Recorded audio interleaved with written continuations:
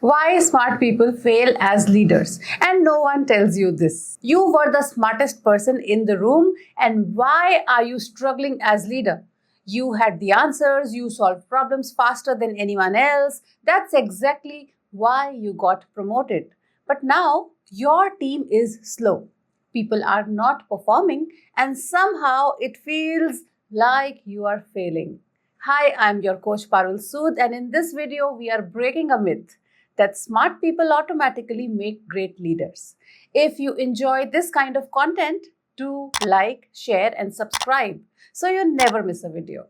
Let's address the hidden problem. Here's the truth no one tells you.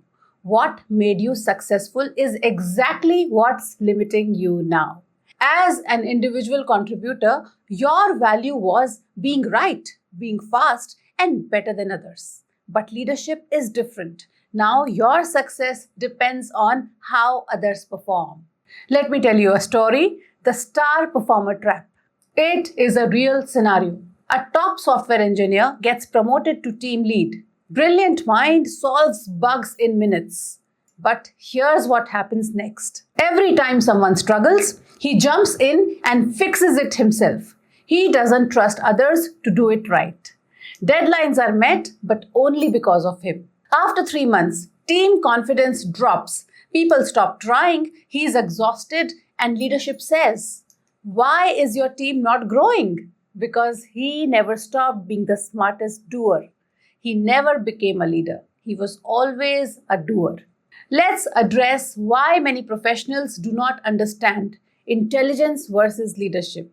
Being smart gives you an edge in execution, but leadership is not about execution. It is about multiplication. Smart people often struggle because they move too fast for others. They get impatient. They think it's easier if I just do it myself. And slowly, they become the bottleneck. Here's a story example too for you. A marketing manager I know used to design every campaign herself. She was exceptional. After promotion, she kept doing the same. One day, her boss told her, "If you keep doing this, you will always manage 5 campaigns. But if you teach others, you will manage 50. That hit hard, so she changed. She started mentoring instead of fixing all the problems herself. And because of this, her team scaled massively.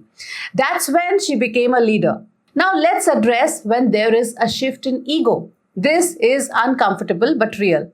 Leadership requires letting others shine, not being the smartest in the room sometimes and watching someone do it worse than you would, and still letting them learn. That's hard because it feels like losing control, but actually, it's how you build capacity. Let's hear story number 3, the sales leader mistake. A top salesperson becomes a team leader. He keeps closing all the big deals himself. Why? Because he knows he can do it better. Short term, great results. Long term, disaster. Team doesn't learn. Pipeline weakens. Business depends on one person, and that is not leadership. That is dependency. So, what smart leaders do differently? The smartest leaders do not prove they are the best. They build people who perform even without them. They shift from "I will solve it" to "let me guide you to solve it." I need to be right. We need to get it right. So, if you are a smart person struggling in leadership, it is not because you are not capable. It is because you are still playing the old game. The goal is no longer to be the smartest person in the room. The goal is to build a room full of smart people who do not need you to succeed. So, ask yourself today, am I solving problems or am I building problem solvers? Because only one of them makes you a real leader. If this video resonated with you or if you know someone who needs this, do share and subscribe. See you in the next video.